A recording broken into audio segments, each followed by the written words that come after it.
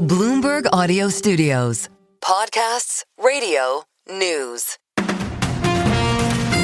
This is the Bloomberg Daybreak Europe podcast. Good morning. It's Tuesday, the 27th of January. I'm Caroline Hepker in London.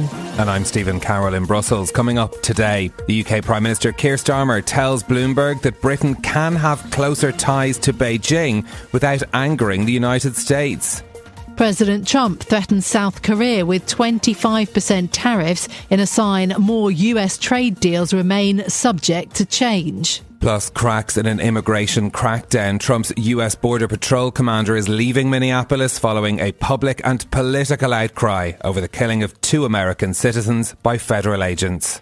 Let's start with a roundup of our top stories. The British Prime Minister Keir Starmer has told Bloomberg the UK doesn't have to choose between the United States and China. The Labour leader will head to Beijing later as he seeks to court closer relations with the world's second largest economy while not drawing the ire of the US president. In an exclusive interview with our UK political editor Alex Wickham, Starmer discussed what he sees as significant opportunities for British businesses in China. With more, here's Bloomberg's Chris Pitt. Starmer's trip to China is the first by a British Prime Minister in 8 years, and it comes just days after his Canadian counterpart Mark Carney was threatened with 100% tariffs by President Trump following his own trip to Beijing. But Starmer insists he can meet China's President Xi Jinping without angering the White House. Speaking to Bloomberg, he said, quote, "I'm often invited to simply choose between countries. I don't do that." Reflecting on a week of turbulent diplomacy with the US, Starmer indicated that the UK will now have to forge closer military links with the EU, as he pointed to what he described as a mature relationship with the US president, adding that the UK navigated last week's challenges with pragmatism and common sense. In London, Chris Pitt, Bloomberg Radio. In that interview, the Prime Minister also hit back at talk of a challenge to his leadership, saying he has a personal mandate for change. Bloomberg's Ewan Potts has more. Keir Starmer says he was elected in 2024 with a landslide majority to deliver change for the country. Speaking in our Downing Street interview, the Prime Minister made clear he has a personal 5-year mandate. Despite some recent polls putting Labour behind the Conservatives as well as Reform UK, Starmer told us he'll be judged at the end of that period on the issues that matter to working people. The Prime Minister's comments to Bloomberg come as the BBC reports around 50 Labour MPs have signed a letter objecting to the decision blocking Manchester Mayor Andy Burnham for standing for Parliament. In London, I'm Ewan Potts, Bloomberg Radio.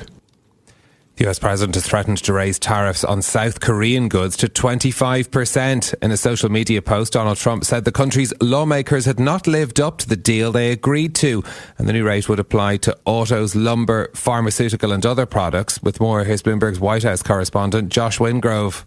He's essentially ripping up, or at least for now, the deal and saying that's because the Koreans are slow walking it. I should note that there were a lot of question marks, including from what the American position was about this deal. And so this is another case for countries that are looking at this, including the EU and the UK that had their deals and that then saw the Greenland tariff threat come in. The Trump's deals aren't necessarily, locked in. Bloomberg's Josh Wingrove speaking there as South Korea's government said it hasn't yet received any formal notification or detailed explanation from the US regarding Trump's post on Truth Social. The European Union and India are expected to announce an agreement on a long-awaited trade deal today after concluding talks. Tariffs on most consumer and industrial goods traded between the regions will be lowered under the agreement. The announcement comes just days after the EU signed a separate trade deal with the Mercosur bloc of South American countries as it seeks to pivot away from the US and China. The pact is expected to be formally signed after legal vetting and European parliamentary ratification. Gold is holding above $5,000 an ounce as a weak US dollar helps to extend a blistering rally for the precious metal fueled by geopolitical risks and investor flight from sovereign bonds and currencies. Bullion jumped again today to record its 7th straight day of gains as a key measure of the dollar sank amid speculation the US may help Japan to support the yen.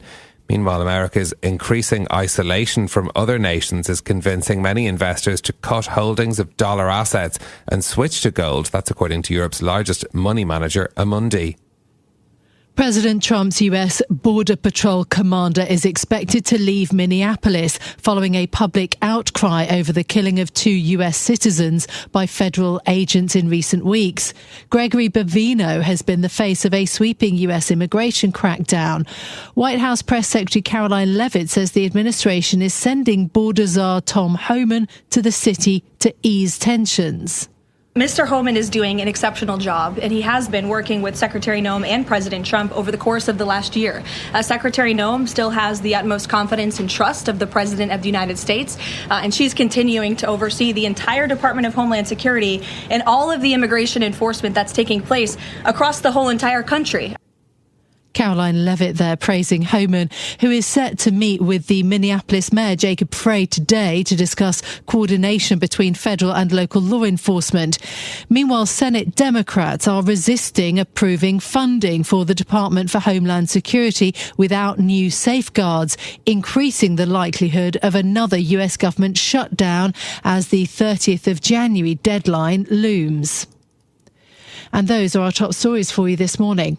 Looking at the market, so stocks are extending their rally. You have the MSCI Asia Pacific Index up by 0.8% this morning. The All Country World Index just short of a record high.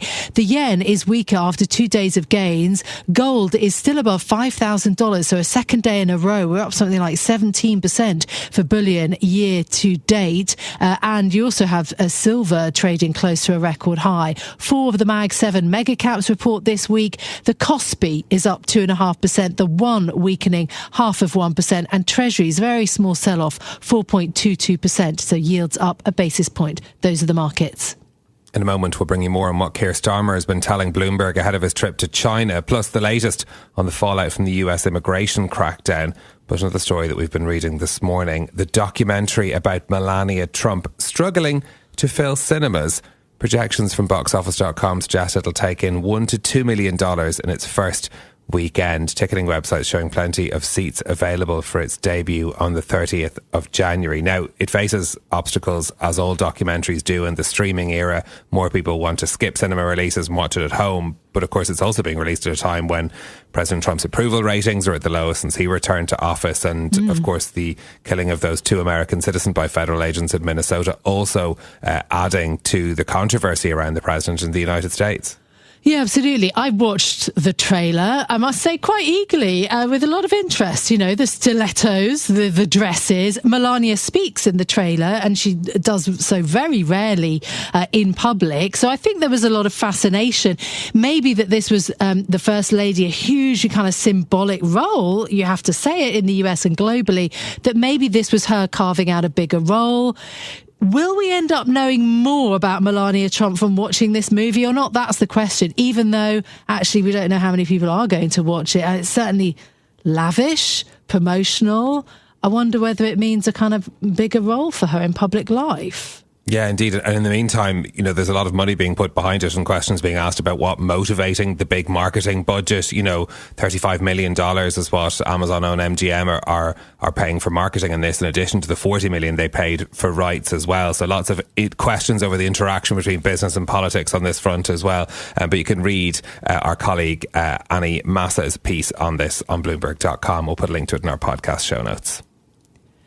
Well, let's bring you more now on the UK Prime Minister's trip to China. Keir Starmer has told Bloomberg that the UK doesn't have to choose between the US and China. Our chief Asia correspondent, Rosin Matheson, joins us now for more.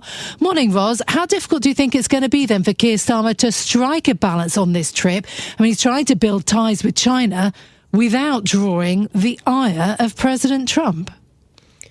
Well, the good news in a way for Keir Starmer perhaps is that he's not the only one trying to do this. So perhaps there's some safety in numbers, leaders who are trying to build ties with China, as you say, without drawing the ire of Donald Trump. So diversifying their relationships. A lot of leaders are beating a path to Xi Jinping's door, and Keir Starmer is just the latest one there. As I was saying, the idea of diversifying your trade relationships, not all in the US basket. So maybe he's got the cover of other leaders who are doing the same, including Donald Trump, who's looking potentially to himself to meet up with Xi Jinping in a few months.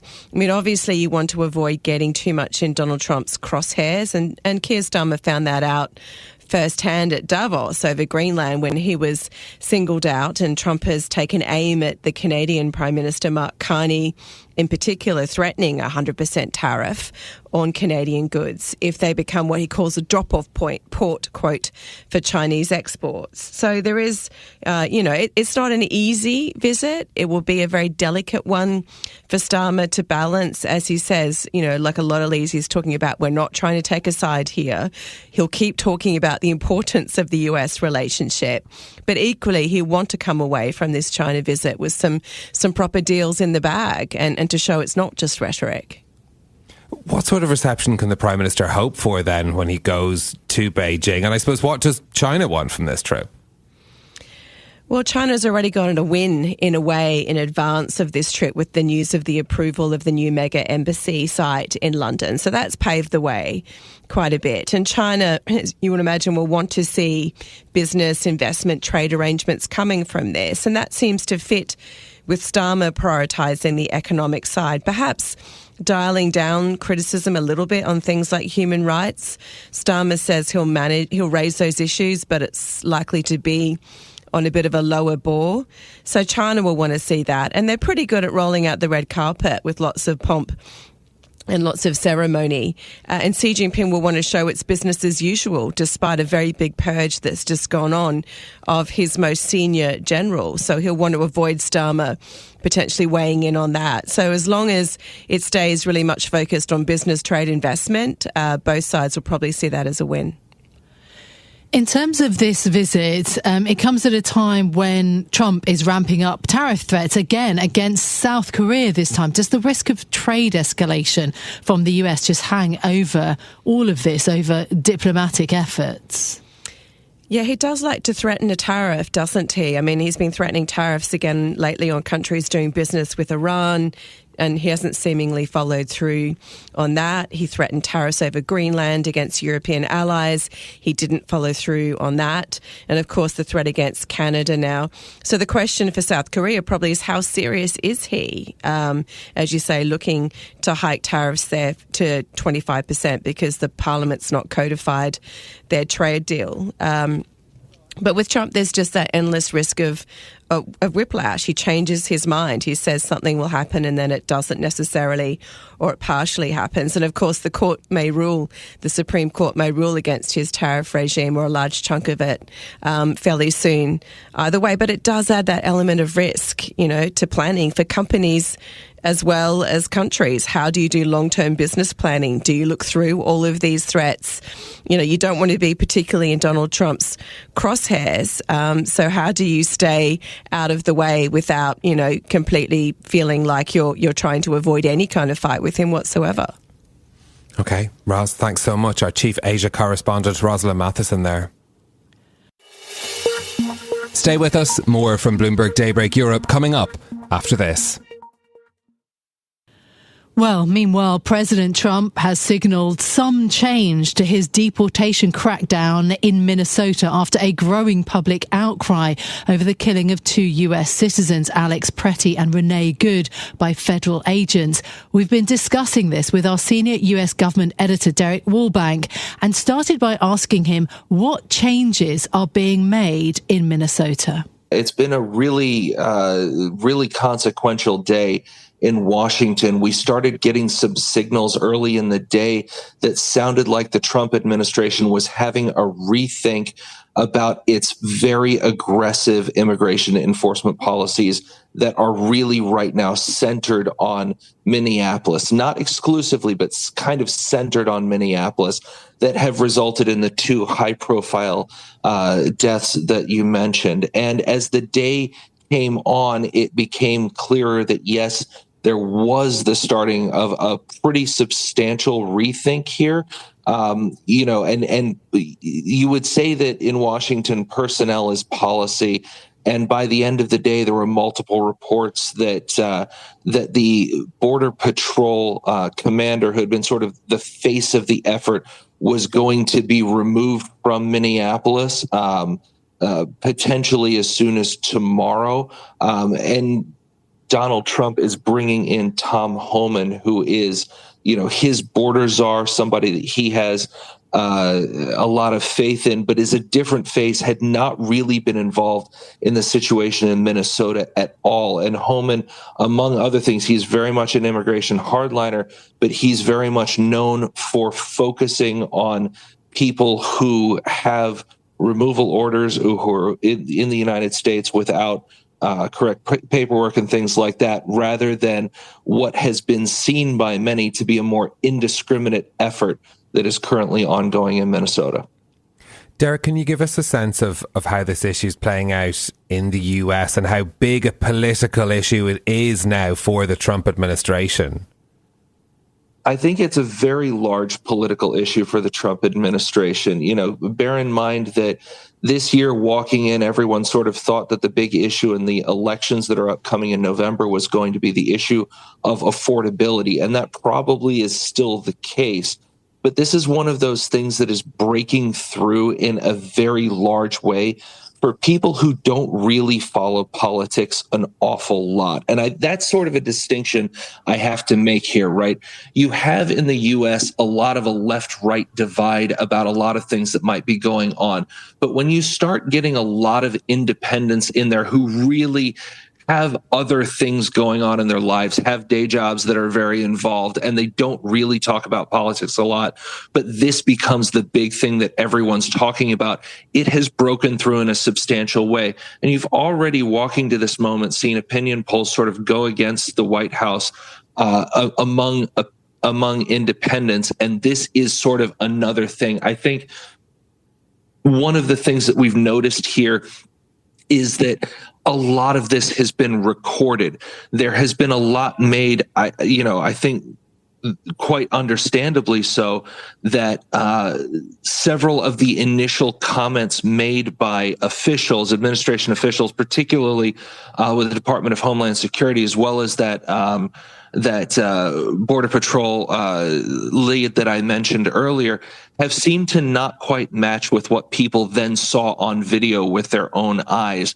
And that's been something that I think has been quite disconcerting. There's reporting now that people have gone to the president and basically said, look, the images that are coming out of Minnesota are not the ones that you want to be looking at. And Donald Trump is nothing if not a very astute person who grew up politically in the form of television, right? Remember, he was the star of The Apprentice for a very long time on NBC. TV is how he comes up. He consumes an awful lot of media himself. And so he will have been very aware of the images that were going out, the things that were being broadcast, and frankly, some of the disconnect between what was getting said initially versus where some of the videos came out. And that's where you see, as I say today, it was a very clear moment early on when Donald Trump himself took to social media and started talking about calls with the Minnesota governor, who his administration has said they were going to investigate, I hasten to add, and to start talking in these sort of conciliatory ways, trying to find a way to sort of declare victory and change the policy, maybe shift emphasis and find a way to change the subject. This is Bloomberg Daybreak Europe, your morning brief on the stories making news from London to Wall Street and beyond. Look for us on your podcast feed every morning on Apple, Spotify and anywhere else you get your podcasts. You can also listen live each morning on London DAB Radio, the Bloomberg Business app and Bloomberg.com. Our flagship New York station is also available on your Amazon Alexa devices. Just say, Alexa, play Bloomberg 1130. I'm Caroline Hepker. And I'm Stephen Carroll. Join us again tomorrow morning for all the news you need to start your day, right here on Bloomberg Daybreak Europe.